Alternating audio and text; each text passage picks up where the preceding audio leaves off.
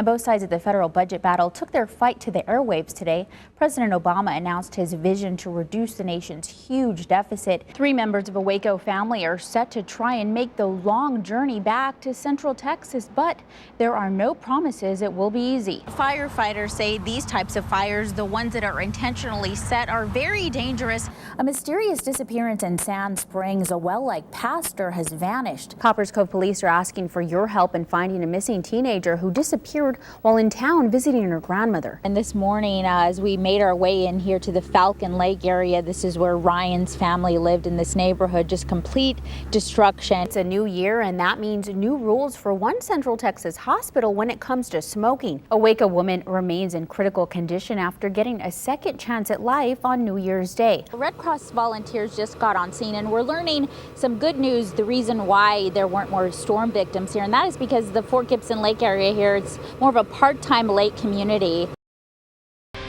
Storm shelter businesses are feeling the after effects of this week's tornadoes, with locals calling them, and the tornadoes have many of you jumping on the storm shelter bandwagon. Fox 23's Danica Lawrence shows us how one company is trying to keep up with the demand. And storm shelters can cost you between about $3,000 to $8,000. In Texas, wildfires are burning out of control tonight. One fire near Eastland killed a volunteer firefighter. He died when winds shifted and flames overtook him and his crew. 51-year-old Greg Simmons was a volunteer firefighter for more than 20 years. His death has put a toll on fellow firefighters who still have the job of putting out fires in dangerous conditions. The wildfires are fanned by extremely dry conditions and strong winds. At least 60 homes have been destroyed, and some of these fires have been burning for more than a week. A rescue operation is underway following a mine collapse in northern Idaho. We're told one miner is missing. It happened at the Lucky Friday mine in Mulan. A portion of the mine is now blocked. No other details have been released. Well, the Pearl District gets a makeover with help from Tulsa's young professionals.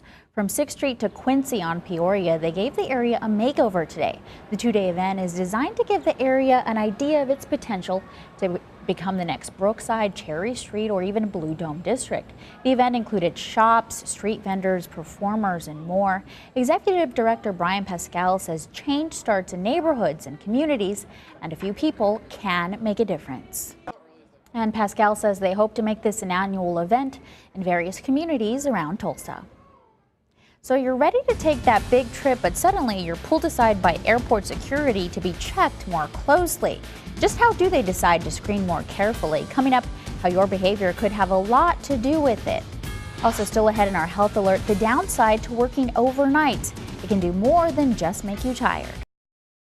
A community in mourning here near Falcon Lake, trying to pick up the pieces and move forward after Tuesday's deadly twister. There is debris scattered everywhere, appliances thrown around, and the same scene repeats itself at each home down the block. Homes like Richard Yostein's, nothing in the house that he and his wife have lived in for 8 years can be saved. Everything has to be thrown away.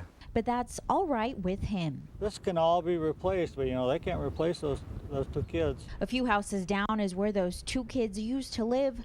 5-year-old Ryan Hamill, whose body was found early Thursday morning in the lake behind their homes, a lake families used to play in. Because of the water and everything and where he was found, it took a little while, but we were able to successfully find him, and that helps a little bit, although it's very tragic. Ryan's younger brother also dead, his mom and sister recovering at a local hospital after the tornado blew away their home.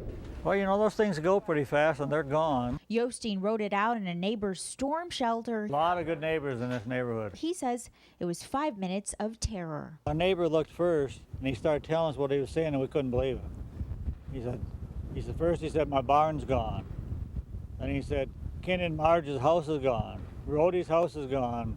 Greenwood's house is gone. We thought he was just talking. As far as rebuilding goes, who knows? Right now, he says he's just trying to stay positive. Go to a state that doesn't have tornadoes.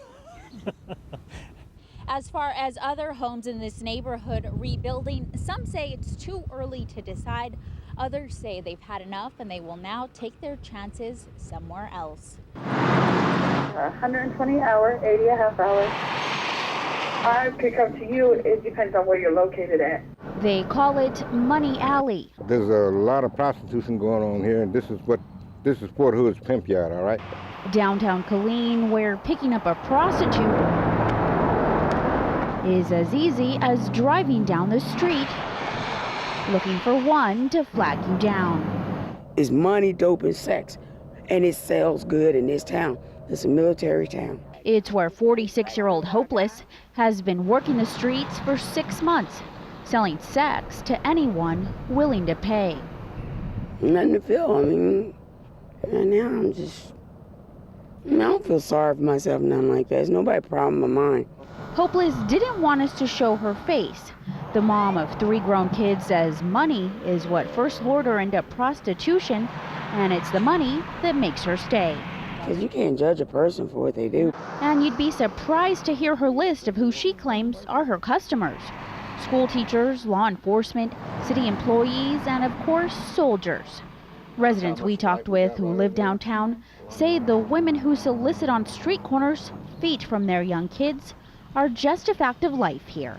A lot of them have stopped by my house here, for water or just to have a place to rest their feet.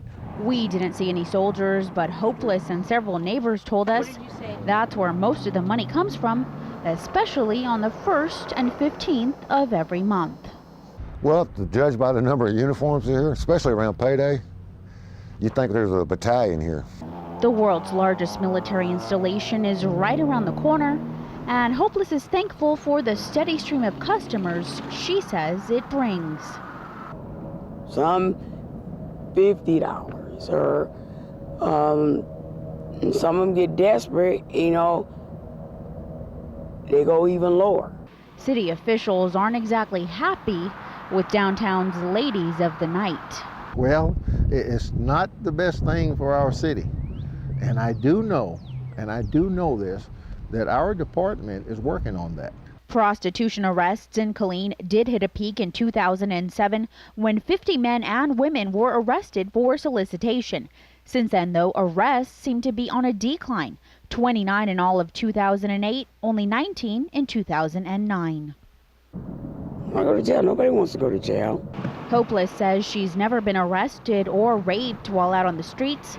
Not that she hasn't come close. A lot of prostitute women, they sleep with cops. He can take you and do whatever you want. Nobody's going to do anything about it. And despite city efforts to clean up downtown, residents don't see the prostitution going away anytime soon. Because in a place called Money Alley, sex sells, and the next customer is right around the corner.